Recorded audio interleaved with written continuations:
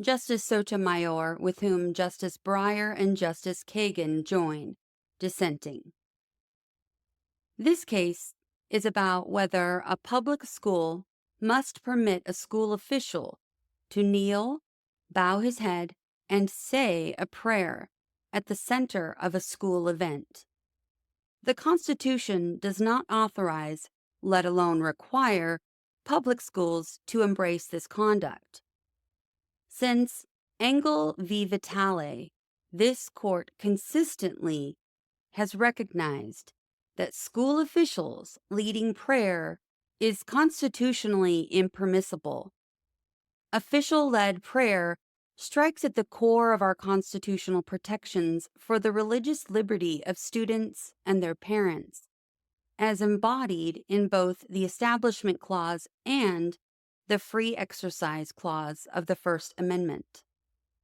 The court now charts a different path, yet again paying almost exclusive attention to the Free Exercise Clause's protection for individual religious exercise, while giving short shrift to the Establishment Clause's prohibition on state establishment of religion.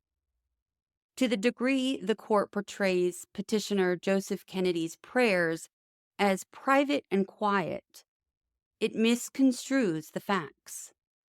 The record reveals that Kennedy had a long-standing practice of conducting demonstrative prayers on the 50-yard line of the football field.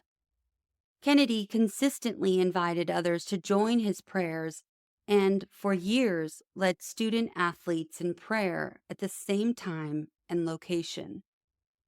The court ignores this history. The court also ignores the severe disruption to school events caused by Kennedy's conduct, viewing it as irrelevant because the Bremerton School District stated that it was suspending Kennedy to avoid it being viewed as endorsing religion. Under the court's analysis, presumably this would be a different case if the district had cited Kennedy's repeated disruptions of school programming and violations of school policy regarding public access to the field as grounds for suspending him. As the district did not articulate those grounds, the court assesses only the district's Establishment Clause concerns. It errs by assessing them divorced from the context and history of Kennedy's prayer practice. Today's decision goes beyond merely misreading the record. The court overrules Lemon v. Kurtzman, 1971, and calls into question decades of subsequent precedents that it deems offshoots of that decision. In the process, the court rejects long-standing concerns surrounding government endorsement of religion and replaces the standard for reviewing such questions with a new history and tradition test. In addition, while the court reaffirms that the Establishment Clause prohibits the government from coercing participation in religious exercise, it applies a nearly toothless version of the coercion analysis, failing to acknowledge the unique pressures faced by students when participating in school-sponsored activities. This decision does a disservice to schools and the young citizens they serve, as well as to our nation's long-standing commitment to the separation of church and state. I respectfully dissent. Part 1. As the majority tells it, Kennedy, a coach for the district's football program, lost his job for praying quietly while his students were otherwise occupied. The record before us, however, tells a different story. Section A. The district serves approximately 5,057 students and employs 332 teachers and 400 non-teaching personnel in Kitsap County, Washington. The county is home to Baha'is, Buddhists, Hindus, Jews, Muslims, Sikhs, Zoroastrians, and many denominations of Christians, as well as numerous residents who are religiously unaffiliated. The district first hired Kennedy in 2008 on a renewable annual contract to serve as a part-time assistant coach for the varsity football team and head coach for the junior varsity team at Bremerton High School, BHS. Kennedy's job description required him to accompany and direct all home and out-of-town games to which he was assigned, overseeing preparation and transportation before games, being responsible for player behavior both on and off the field, supervising dressing rooms, and securing all facilities at the close of each practice.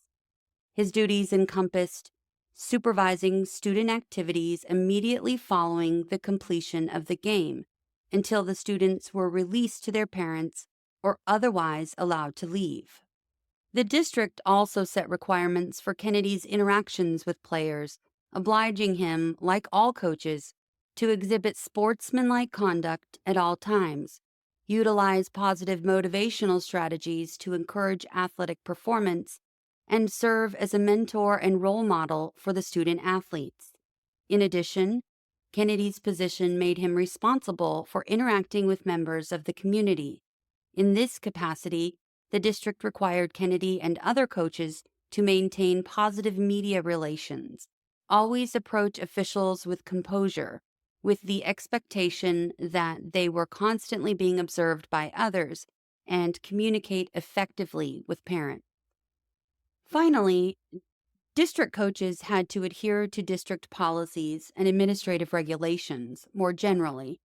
As relevant here, the district's policy on religious-related activities and practices provided that the school staff shall neither encourage nor discourage a student from engaging in non-disruptive oral or silent prayer or any other form of devotional activity, and that religious services, programs, or assemblies shall not be conducted in school facilities during school hours or in connection with any school-sponsored or school-related activity.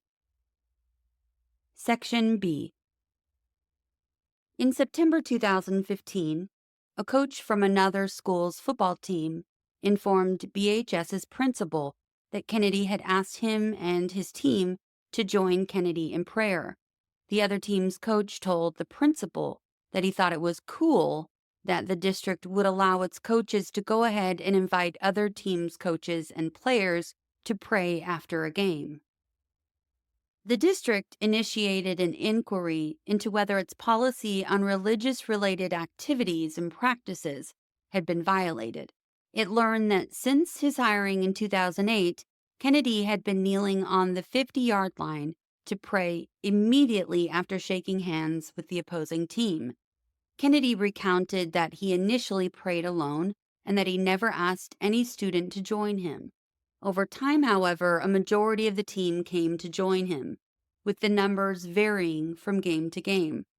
Kennedy's practice evolved into post-game talks in which Kennedy would hold aloft students' helmets and deliver speeches with overtly religious references, which Kennedy described as prayers, while the players kneeled around him.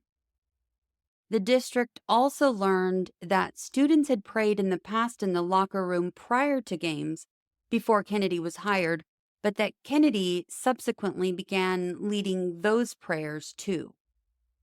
While the district's inquiry was pending, its athletic director attended BHS's September 11, 2015 football game and told Kennedy that he should not be conducting prayers with players. After the game, while the athletic director watched, Kennedy led a prayer out loud, holding up a player's helmet as the players kneeled around him. While riding the bus home with the team, Kennedy posted on Facebook that he thought he might have just been fired for praying. On September 17th, the district superintendent sent Kennedy a letter informing him that leading prayers with students on the field and in the locker room would likely be found to violate the Establishment Clause, exposing the district to legal liability. The district acknowledged that Kennedy had not actively encouraged or required participation, but emphasized that school staff may not indirectly encourage students to engage in religious activity or endorse religious activity. Rather, the district explained staff must remain neutral while performing their job duties. The district instructed Kennedy that any motivational talks to students must remain secular so as to avoid alienation of any team member. The district reiterated that all district staff are free to engage in religious activity, including prayer, so long as it does not interfere with job responsibilities. To avoid endorsing student religious exercise, the district instructed that such activity must be non-demonstrative or conducted separately from students, away from student activities. The district expressed concern that Kennedy had continued his midfield prayer practice at 2 games after the district's athletic director and the varsity team's head coach had instructed him to stop. Kennedy stopped participating in locker room prayers, and after a game the following day gave a secular speech. He returned to pray in the stadium alone after his duties were over and everyone had left the stadium, to which the district had no objection. Kennedy then hired an attorney who, on October 14th, sent a letter explaining that Kennedy was motivated by his sincerely held religious beliefs to pray following each football game. The letter claimed that the district had required that Kennedy flee from students if they voluntarily chose to come to a place where he is privately praying during personal time, referring to the 50-yard line of the football field immediately following the conclusion of a game. Kennedy requested that the district simply issue a clarification that the prayer is Kennedy's private speech, and that the district not interfere with students joining Kennedy in prayer. The letter further announced that Kennedy would resume his 50-yard line prayer practice the next day after the October 16th homecoming game. Before the homecoming game, Kennedy made multiple media appearances to publicize his plans to pray at the 50-yard line, leading to an article in the Seattle News and a local television broadcast about the upcoming homecoming game. In the wake of this media coverage, the district began receiving a large number of emails, letters, and calls, many of them threatening. The district responded to Kennedy's letter before the game on October 16th. It emphasized that Kennedy's letter evinced material misunderstandings of many of the facts at issue. For instance, Kennedy's letter asserted that he had not invited anyone to pray with him. The district noted that might be true of Kennedy's September 17th prayer specifically, but that Kennedy had acknowledged inviting others to join him on many previous occasions. The district's September 17th letter had explained that Kennedy traditionally held up helmets from the BHS and opposing teams, while players from each team kneeled around him. While Kennedy's letter asserted that his prayers occurred on his own time and after his duties as a district employee had ceased, the district pointed out that Kennedy remained on duty when his prayers occurred immediately following completion of the football game, when students are still on the football field in uniform under the stadium lights, with the audience still in attendance, and while Mr. Kennedy is still in his district-issued and district-logoed attire. The district further noted that during the time following completion of the game, until players are released to their parents or otherwise allowed to leave the event, Mr. Kennedy, like all coaches, is clearly on duty and paid to continue supervision of students. The district stated that it had no objection to Kennedy returning to the stadium when he was off duty to pray at the 50-yard line, nor with Kennedy praying while on duty if it did not interfere with his job duties or suggest the district's endorsement of religion. The district explained that its establishment concerns were motivated by the specific facts at issue because engaging in prayer on the 50-yard line immediately after the game finished would appear to be an extension of Kennedy's prior, long-standing, and well-known history of leading students in prayer on the 50-yard line after games. The district therefore reaffirmed its prior directives to Kennedy. On October 16th, after playing of the game had concluded, Kennedy shook hands with the opposing team and, as advertised, knelt to pray while most BHS players were singing the school's fight song. He quickly was joined by coaches and players from the opposing team. Television news cameras surrounded the group. Members of the public rushed the field to join Kennedy, jumping fences to access the field and knocking over student band members. After the game, the district received calls from Satanists who intended to conduct ceremonies on the field after football games if others were allowed to. To secure the field and enable subsequent games to continue safely, the district was forced to make security arrangements with the local police and to post signs near the field and place robocalls to parents, reiterating that the field was not open to the public. The district sent Kennedy another letter on October 23rd, explaining that his conduct at the October 16th game was inconsistent with the district's requirements for two reasons. First, it drew him away from his work. Kennedy had, until recently, regularly come to the locker room with the team and other coaches following the game and had specific responsibility for the supervision of players in the locker room following games. Second, his conduct raised Establishment Clause concerns because any reasonable observer saw a district employee on the field only by virtue of his employment with the district, still on duty, under the bright lights of the stadium, engaged in what was clearly, given his prior public conduct, overtly religious conduct. Again, the district emphasized that it was happy to accommodate Kennedy's desire to pray on the job in a way that did not interfere with his duties or risk perceptions of endorsement. Stressing that development of accommodations is an interactive process, it invited Kennedy to reach out to discuss accommodations that might be mutually satisfactory, offering proposed accommodations and inviting Kennedy to raise others. The district noted, however, that further violations of its directives would be grounds for discipline or termination. Kennedy did not directly respond or suggest a satisfactory accommodation.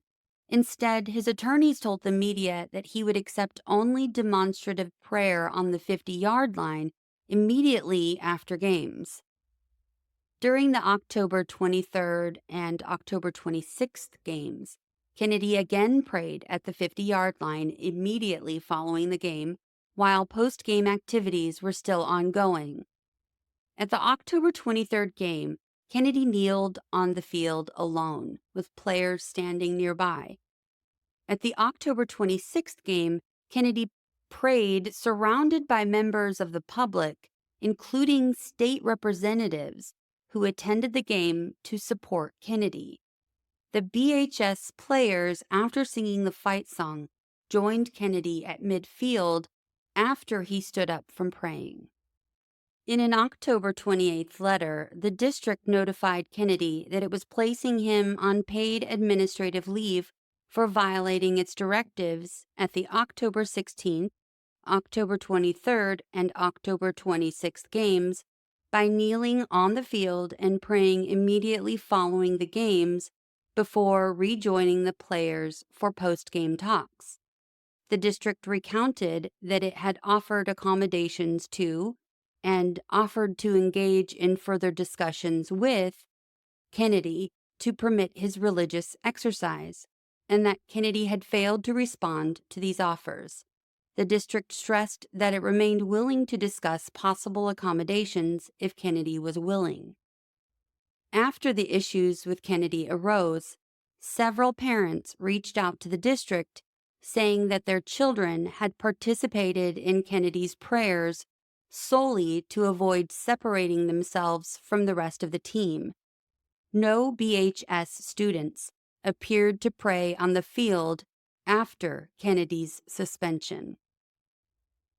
In Kennedy's annual review, the head coach of the varsity team recommended Kennedy not be rehired because he failed to follow district policy, demonstrated a lack of cooperation with administration, contributed to negative relations between parents, students, community members, coaches, and the school district, and failed to supervise student athletes after games due to his interactions with media and community members. The head coach himself also resigned after 11 years in that position, expressing fears that he or his staff would be shot from the crowd or otherwise attacked because of the turmoil created by Kennedy's media appearances. 3 of 5 other assistant coaches did not reapply.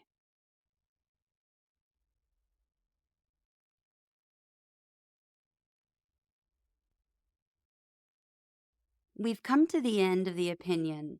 Until next episode, thanks for listening to what SCOTUS wrote us.